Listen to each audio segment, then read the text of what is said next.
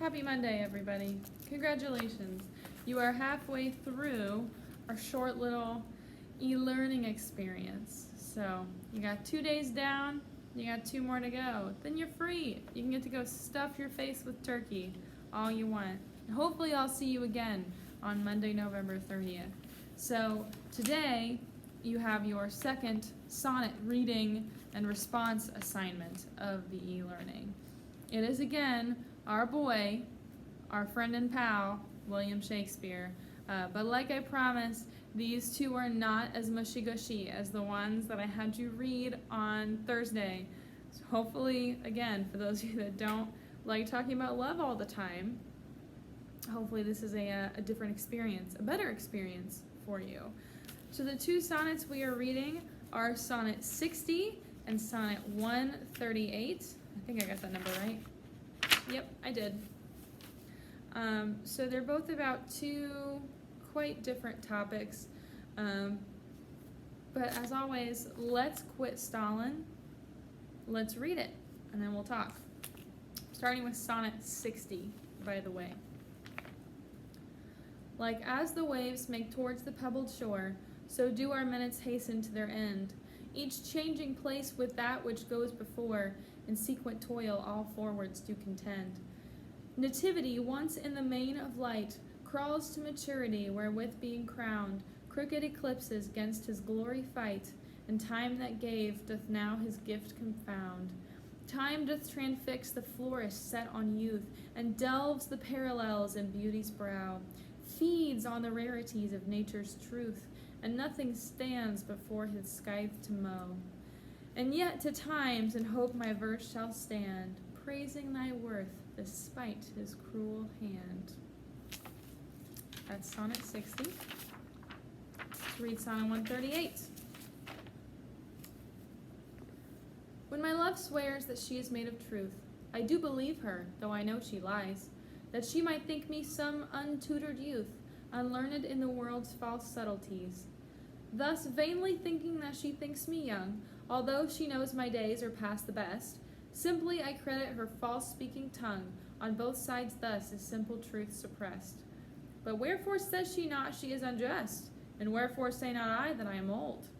Oh, love's best habit is in seeming trust, and age in love loves not to have years told. Therefore I lie with her and she with me, and in our faults by lies we flattered be. So let's start with Sonnet 60. Let's talk about a couple of things. The first general note I want to remind you of is the same thing that I already talked to y'all about on Thursday, which is the weird early modern English stuff with the TH present tense verbs and the ST present tense verbs.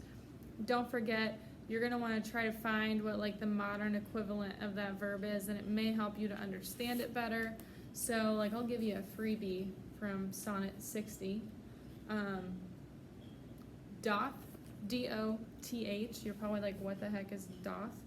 That is the old-timey form of does or do. So in this sense, this is in line 2, 4, 6, 8. This is in line 8 of Sonnet 60. It originally says, and time that gave doth now his gift confound. So if you change that to make it modern English, and time that gave does now his gift confound. Still sounds kind of weird to understand. You may still need to break it down more, but that's your first step. Now, the next biggest thing that I want to bring to your attention is that what I've been trying to beat into your head all unit. Sometimes you will need to look up words if you read that and you're like, I don't know what it means, especially in this poem, because a lot of the key words that are going to help you understand it are words that may not be in your vocabulary. So, for example, like nativity. You may not know what nativity means. You may know what nativity means. You probably have at least heard it, right? Because people call like the manger scene with baby Jesus the nativity scene. There's a reason for that. You should look up the definition of nativity to figure it out. Another another one is maybe confound. In that line we just read, maybe you don't know what confound means. You should look it up. Transfix, flourish might be one. Delves might be one. I will give you a freebie. In line 12, it talks about the scythe or the scythe. I can never pronounce it right, but it's SCYTHE. And basically, a scythe is this tool that you use for farming.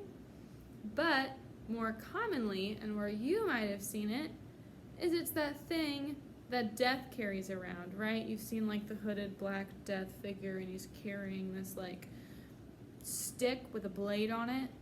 Have you ever wondered what that's called? Well, it's called a scythe or a scythe, or however you pronounce it. You get my point.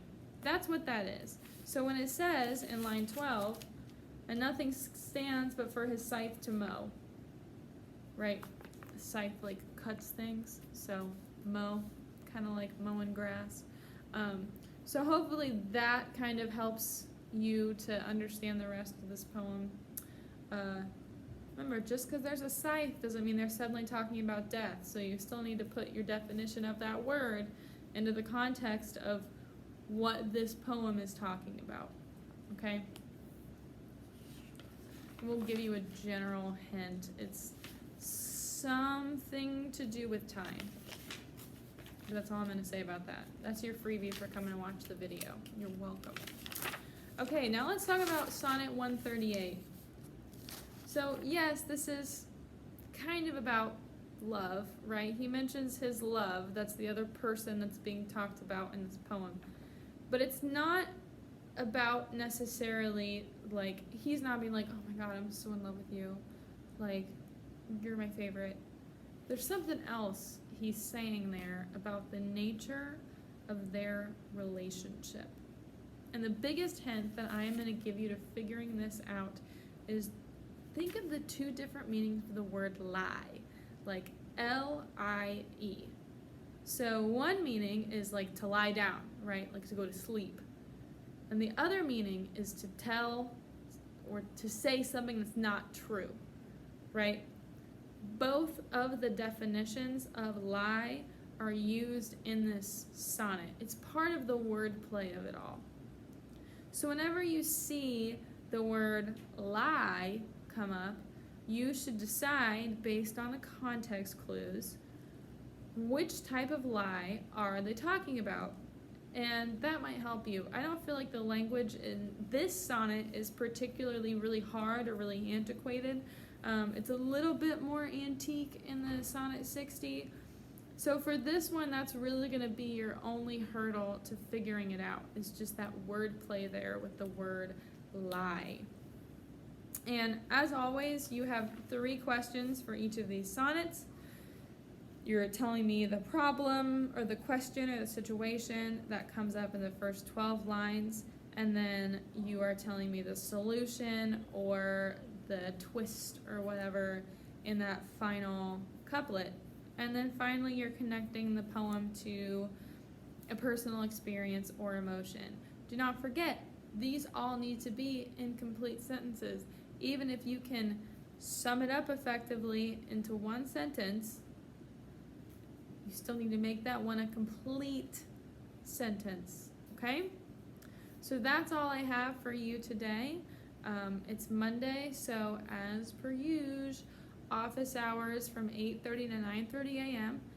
on Monday today, unless I have sent out an email or anything to tell you differently. Make sure that you're getting these assignments turned in on time. The due date that it says on Classroom is the date and time that it is due. And I am going to be holding you to that, so get it done. And I will see you tomorrow for your last day of e-learning. Woo!